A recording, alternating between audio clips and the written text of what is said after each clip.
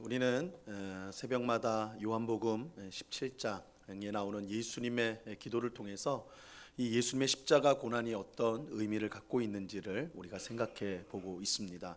우리가 첫째 날 살펴본 내용은 예수님은 십자가 죽음을 앞에 두고도 그 너머에 있는 영광을 위해 기도하셨다. 우리가 이제 그 사실을 살펴보았죠.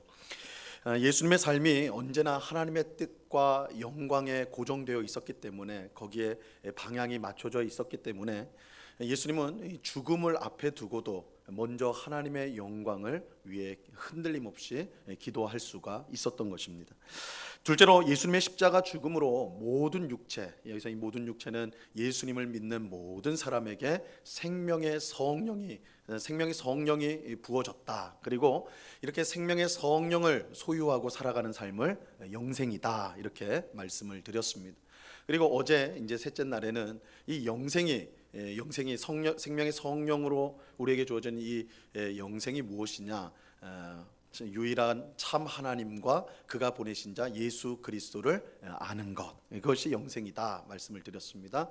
그런데 여기서 아는 것이란 깊은 인격적 관계를 맺는 것을 말하고, 그 인격적 관계 안에서 살아가는 삶을 영생이라고 말하는 것입니다. 자, 오늘은 예수님께서 십자가 죽음 후에 부활하시고 아버지 하나님께로 돌아가신 후 이 땅에 남게 될 성도들, 바로 우리들이죠. 우리들을 위해 기도한 내용을 우리가 살펴보도록 하겠습니다. 자, 오늘 보면 11절 말씀을 우리가 다시 한번 보도록 합니다. 11절을 같이 읽습니다. 시작. 나는 세상에 더 있지 아니하오나 그들은 세상에 있사옵고 나는 아버지께로 가옵나니 거룩하신 아버지여, 내게 주신 아버지의 이름으로 그들을 보존하사 우리와 같이 그들도 하나가 되게 하옵소서. 예수님은 자신이 세상에 더 있지 않고 아버지께로 간다, 이렇게 말씀하고 있어요. 내가 아버지께로 간다. 우리가 여기서 이제 기억해야 될 중요한 사실은 예수님의 십자가 죽음이 끝이 아니라는 거예요. 예수님의 십자가 죽음이 끝이 아니에요. 우리는 예수님의 십자가 죽음을 너무나 강조한 나머지 그 뒤에 일어나는 사건들을 조금은 소홀하게 생각할 때가 많습니다. 예수님의 십자가 죽음은 사실 너무나 중요하죠. 그래서 사람들은 이 부활절이 있기 전 40일 전부터 회개 기도와 또한 금욕하는 생활을 하는 그런 일들을 합니다. 이걸 이제 우리가 사순절이라고 말을 해요. 근데 사실 이 종교 개혁자들은요, 우리가 따르는 종교 개혁자들은 이 사순절을 반대하였습니다. 그들이 사순절을 반대한 이유, 지켜서는 안 된다 이렇게 말한 이유는 예수님의 십자가 죽음을 생각하는 것이 중요하지 않기 때문이 아니라, 그것이 너무나 중요하기 때문에 부활절 전에 40일만 그것만 생각하는 그 시간에만 예수님의 십자가 고난을 생각해서는 안 되고, 우리가 살아가는 모든 날 속에 그 예수님의 고난의 그 은혜를 항상 생각해야 된다. 그래서 사순절뿐만 아니라 사실 우리의 평생 예수님의 고난, 그 고난을 통해서 주어진 은혜와 구원을 항상 생각해야 된다. 그래서 특별한 날로서 사순절을 그렇게 지키는 거 그거 옳지 않다, 이렇게 이제 주장을 했던 것이죠. 아무튼 사순절을 지키든지 아니면 지금 저희들처럼 이 고난주간 특별 새벽 기도회를처럼 이렇게 하든지 예수님의 십자가 죽음을 우리는 너무나 이제 중요하게 여겨요. 반면에 그 뒤에 이어지는 부활 사건은 너무나 중요한데도 사실 딱 부활절 하루만, 그죠? 부활절 하루만 딱 우리가 생각하고 말아버린다. 어떻게 보면 고난 예수님의 고난은 40일부터 아니면 그 전에 고난 주간 일주일 뭐 이렇게 여러 날 동안 우리가 생각도 하고 묵상하고 기도하고 어떤 행동도 하고 이렇게 하는데, 정작 이 고난이 가리키고 있는 가장 중요한 사건이 이 부활은 이 부활절 하루에 딱 모여가지고 그 정도 우리가 생각하고 그냥 끝나버리는 것이죠. 그 뒤에 이어지는 예수님의 승천과 또한 예수님께서 하늘에 올라가셔서 성령을 우리에게 보내주신 이 성령 강림에 대한 것은 뭐 그건 더 말할 것도 없어요. 거의 우리가 이제 관심이 적지요. 이렇게 된 이유는 우리의 구원이 예수님의 십자가 죽음을 통해 전부 이루어졌다라고 생각하기 때문일 것입니다. 예수님의 십자가 죽음으로 우리가 죄의 사함을 받게 되었고 하나님과 화목하게 되어서 이제 구원을 받았는데 뭐 그거 더 이상 뭐가 필요하냐? 예수님의 고난으로 십자가 죽음으로 다 우리의 구원이 주어졌는데 무엇이 필요하냐? 이렇게 우리가 생각하는 것입니다. 하지만 이처럼 예수님의 십자가만 중요하게 생각하고 부활과 승천과 성령 강림을 소홀히 여기는 것은 매우 잘못된 것이에요. 그 이유는 분명한데 우리의 구원은요, 예수님의 십자가 죽음뿐만 아니라 그의 부활과 승천과 성령 강림을 통해 주어진 것이기 때문에 그래요. 이 고난을 통해서만 주어진 것이 아니라 이 고난과 부활과 승천과 또한 성령 강림이 다 연결이 되어서 총체적으로 그 사건들을 통해서 우리에게 구원이 주어지게 된 것입니다. 그래서 이 사실은 죽음, 예수님의 고난, 부활, 승천, 성령 강림은 떨어질 수 있는 사건이 아니에요. 다 하나로 연결되어져서 우리에게 구원 사건이 되는 것입니다. 요한복음 13장 14절과 15절에 보면요, 이렇게 이 말씀이 나옵니다. 우리 이 말씀을 한번 같이 읽어봅니다. 시작. 모세가 광야에서 뱀을 든 것 같이 인자도 들려야 하리니 이는 그를 믿는 자마다 영생을 얻게 하려 하심이라. 이 출애굽한 이스라엘 백성들이 하나님 앞에 원망하고 하나님 불평하니까 하나님께서 불뱀을 보내서 그들을 심판하셨어요. 그래서 이 불뱀에 물린 이스라엘 백성들이 수없이 죽어갔습니다. 이때 모세에게 부탁하여서 하나님께 기도해 주십시오 그러죠. 이 모세가 하나님께 기도하니까 하나님께서 그럼 놋뱀을 만들어 가지고 장대에 높이 세워라, 그것을 본 자는 살리라, 이렇게 말씀하셨어요. 이스라엘 백성들이 실제로 불뱀에 물린 자들이 놋뱀을, 장대에 달린 놋뱀을 딱 바라보니까 낫게 되었습니다. 예수님은 모세가 광야에서 뱀을 든 것처럼 인자는 예수님께서 자신을 가리키는 호칭이에요. 인자, 예수님이 인자도 자신도 들려야 된다라고 그렇게 말씀합니다. 보통 이 말씀 이제 인자도 들려야 된다, 이 말씀은 우리 보통 이 말씀 다 읽으면 이게 예수님이 십자가에 매달려서 들리신 것을 뜻하는구나, 우리 보통 다 그렇게 생각할 것입니다. 근데 어떤 학자는요, 이 예수님이 들려야 한다라는 것을 예수님의 십자가 죽음뿐만 아니라 이 들려야 한다라는 것은 죽은 자로부터 다시 살아나는 것, 그것도 들려지는 것이고, 또 예수님께서 하늘로 부활하신 후에 하늘로 들려지시는 것, 이것도 들려지시는 것이다. 이렇게 보면 인자가 들려야 한다, 이것은 예수님의 십자가 고난 죽음뿐만 아니라 그가 그 죽은 자 가운데 부활하신 것, 그리고 이 땅에서 하나님 아버지께로 들려 올라가신 것, 승천까지 다 포함하는 말씀으로 볼 수 있다, 이렇게 주장을 하였어요. 저도 그 주장에 동의를 합니다. 우리의 구원은 단지 예수님의 십자가 죽음뿐만 아니라 부활과 승천과 성령 강림을 통해서 우리에게 주어졌기 때문에 이 사건들이 절대 떨어질 수가 없다라는 거예요. 이런 점에서 우리는 고난 주간이라고 해서 그저 예수님의 십자가 고난만, 예수님 얼마나 고통스러웠을까, 얼마나 아프셨을까, 그것만 생각하는 것이 아니라 그 죽음 후에 부활이 있고, 그 부활 후에 승천이 있고, 그 승천 후에 성령 강림이 있었음을 우리는 함께 생각할 수 있어야 하는 거예요. 이러한 사실을 잘 보여주는 것이 우리가 지금 살펴보고 있는 이 요한복음 17장 예수님의 기도예요. 예수님 기도. 그러니까 예수님은 이 기도할 때에 십자가 죽음이 눈앞에 있었음에도 불구하고 그 죽음만을 생각하며 기도하신 것이 아니라 그 너머에 있는 부활과 승천과 성령 강림, 모든 것을 통틀어서 같이 기도하고 계십니다. 우리가 둘째 날에 성령 우리가 충만해야 된다 말하고 할 때 예수님은 성령 강림을 생각하면서 기도를 하셨던 것이죠. 자, 오늘 본문에서 예수님은 나는 세상에 더 있지 않고 아버지께로 간다 말씀하고 있어요. 이건 분명 예수님의 승천을 말하는 것이죠. 내가 아버지께로 간다, 이건 승천이에요. 승천. 예수님은 지금 십자가 죽음을 앞에 두고 있지만 그 후에 있을 승천에 대해서 말하는 것입니다. 기도하고 있는 거예요. 그 이유는 예수님의 십자가 죽음뿐만 아니라 계속 강조하는 대로 부활과 승천과 성령 강림이 하나의 구원 사건이 되기 때문입니다. 근데 예수님은 자신이 승천한 후에, 즉 아버지께로 가신 후에 이 세상에 남게 될 성도들을 걱정하셨어요. 우리들을 걱정하신 거예요. 예수님이 걱정하셨다는 사실은 그들을 보존해 주십시오라고 기도한 데서 알 수가 있습니다. 오늘 본문에 보니까 예수님께서 우리들을 보존해 주십시오, 이 땅에 남아있게 될 우리들을, 성도들을 보존해 주십시오, 이렇게 기도하고 있어요.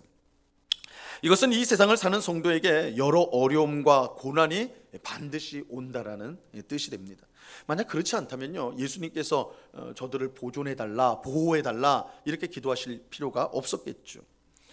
우리 성도가 이 세상을 살면서 여러 어려움과 고난을 받는 분명한 이유가 있습니다. 그것은 우리가 이 세상 사람들과 다르기 때문입니다.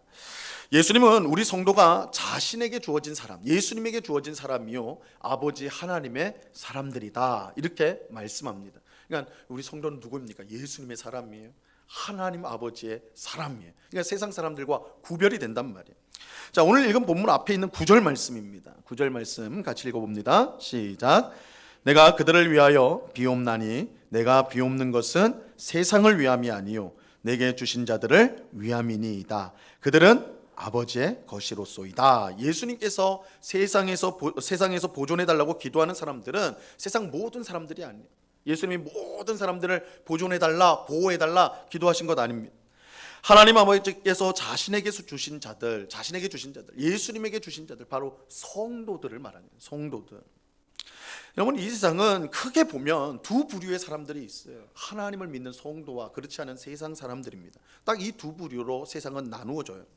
그리고 세상 사람들은 자기와 다른 성도, 하나님을 믿는 성도들을 미워합니다. 오늘 본문 뒤에 나오는 14절 말씀을 보면 이렇게 말씀합니다. 내가 아버지의 말씀을 그들에게 주었사오매 세상이 그들을 미워하였사오니 이는 내가 세상에 속하지 아니함 같이 그들도 세상에 속하지 아니함으로 인함이니이다.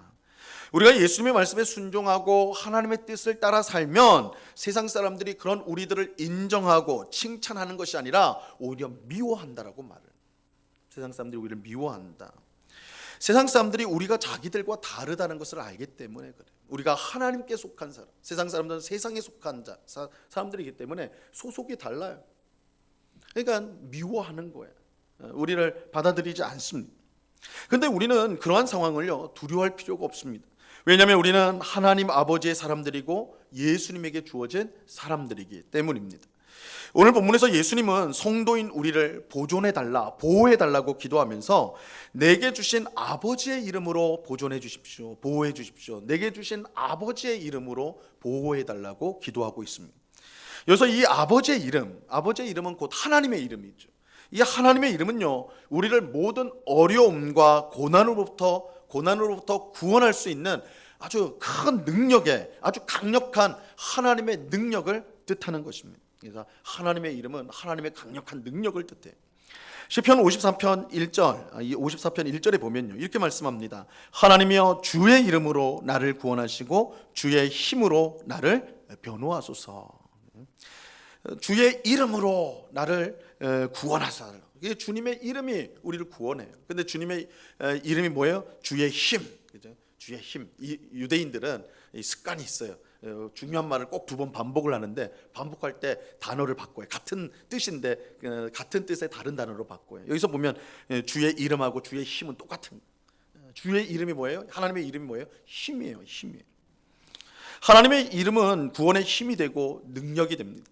또 시편 118편 10절 말씀은 이렇게 말씀합니다. 같이 한번 읽어봅니다. 시작. 문나라가 나를 애워쌌으니 내가 여호와의 이름으로 그들을 끊으리로다.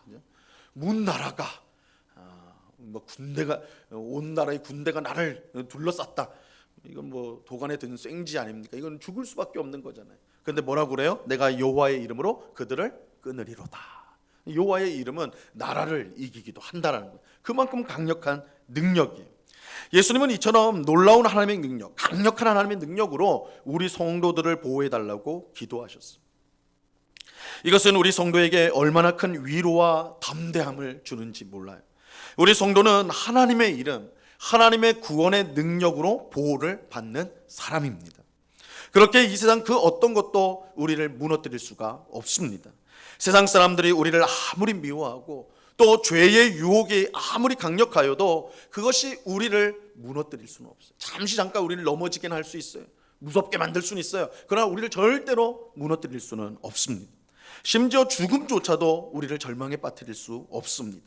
하나님의 능력, 하나님의 이름이 죽음 가운데 있는 우리를 능히 구원해 주시기 때문입니다. 이것을 분명히 보여주는 사건이 예수님의 부활 사건이죠. 예수님의 부활은 하나님의 구원의 능력이 얼마나 큰지를 분명하게 보여주는 것입니다. 죽은 자도 살려요. 이게 하나님의 이름의 능력이에요. 그 하나님의 이름이 우리 성도를 보호하고 지켜주는 것입니다. 예수님 그렇게 기도하신 거예요. 예수님은 바로 그 하나님의 구원의 능력으로 성도를 보호해달라고 기도하십니다. 하나님은 그의 아들 예수님의 기도를 반드시 들어주시기 때문에 우리는 절대적으로 안전한 사람들이에요. 예수님이 우리를 위해서 기도하세요. 우리도 물론 우리를 위해서 기도합니다. 우리의 가정을 위해서 기도합니다. 우리의 생업을 위해서 기도합니다. 그런데 더 중요한 건 예수님이 우리를 위해서 기도해 주세요. 아버지의 이름으로 저들을 지켜주십시오. 예수님이 우리를 위해서 기도해요. 우리는 세상을 살면서 그 어떤 어려움과 고난이 오더라도 두려워할 필요가 없어요. 어떤 위기가 찾아와도 그것 때문에 염려하거나 절망할 필요도 없어요. 예수님께서 우리를 위해 하나님의 이름으로 보호해 주시기를 기도하시기 때문에, 예수님은 지금 하나님 우편에 계신데 하나님 우편에서 뭘 하고 계시는가? 우리를 위해 기도하신다. 로마서 8장에서 너희 하나님 우편에서 우리를 위해 기도하신다. 뭐라고 기도해요? 아버지의 이름으로 이 땅에 있는 성도들, 나의 사람들을 지켜주십시오.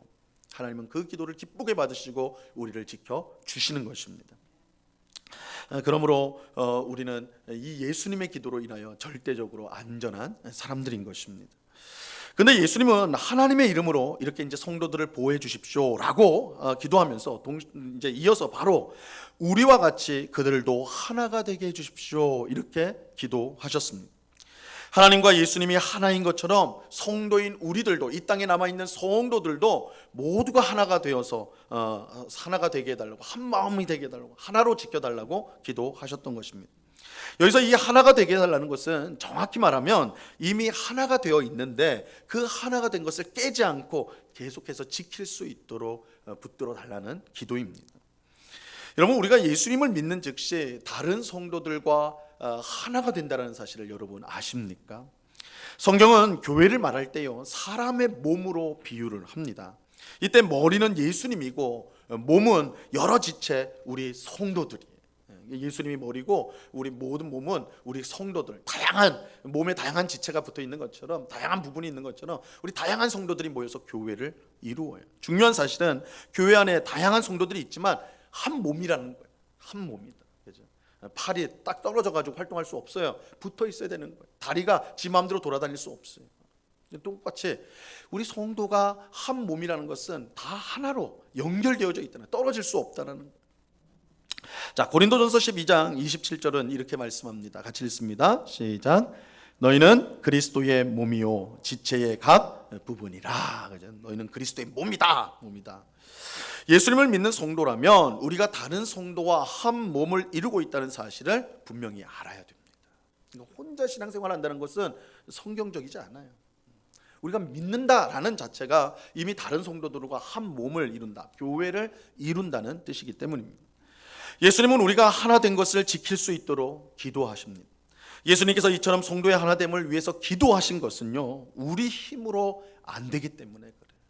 우리 힘만으로 안 돼. 만약에 우리가 노력하고 힘써서 된다면 뭐 굳이 기도할 필요 없겠죠. 근데 예수님께서 기도하신 것은 우리 힘으로 안 되고 우리가 하나됨을 지키는 것은 오직 하나님의 은혜로 되기 때문입니다. 여러분, 교회 안에 얼마나 다양한 성도가 있습니다. 정말 다양한 성도들이 있어요. 그리고 얼마나 그런 다양한 성도들이 얼마나 다양한 주장을 하고 또 다양한 입장이 있는지 몰라요. 각양각색의 이야기들. 어떤 교회에서 어떤 일이 있다 그러면 각양각색들의 말이 나오고 이래야 된다 저래야 된다. 그런데 그건 너무나 당연한 거예요. 교회가 왜 이래 시끄러워? 너무나 당연한, 다양한 사람들이 모여있어요. 예수님께서 누구나 오라고 그랬어요. 하나님의 백성은 누구나예요. 정말 그래서 하나님 부르신 백성은 각양각색의 사람들이 모인 곳이 교회. 교회는 어떤 차별이나 어떤 기준점이 있는 것이 아니라 예수님을 믿는 사람들은 다 하나님의 백성으로 들어오는 것이기 때문에 정말 다양해요. 그냥 다양한 주장이 있어요. 다양한 입장이 있어요. 그래서 시끄러운 것이 너무나 당연해요.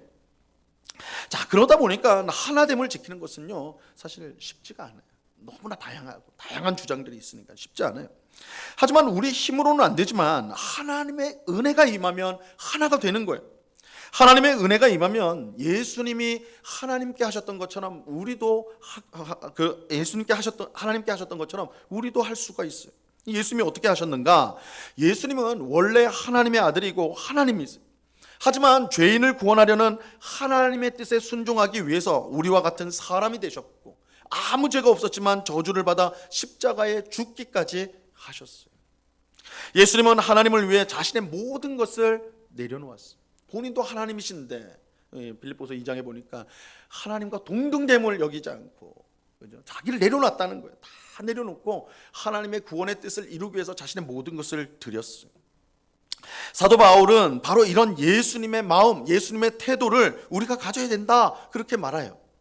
그것만이 교회의 하나됨을 지킬 수가 있기 때문입니다. 우리가 고난 주간을 보내며 간절히 기도해야 될 것이 있습니다. 예수님의 마음을 가짐으로 교회의 하나됨을 지키게 해달라는 거예요. 교회의 하나됨을 깨트리는 것은 예수님의 십자가 죽음을 거역하는 행위가 되는 것입니다. 지금 예수님이 십자가를 앞에 두고 기도하는데 저들이 하나가 되게 해주십시오.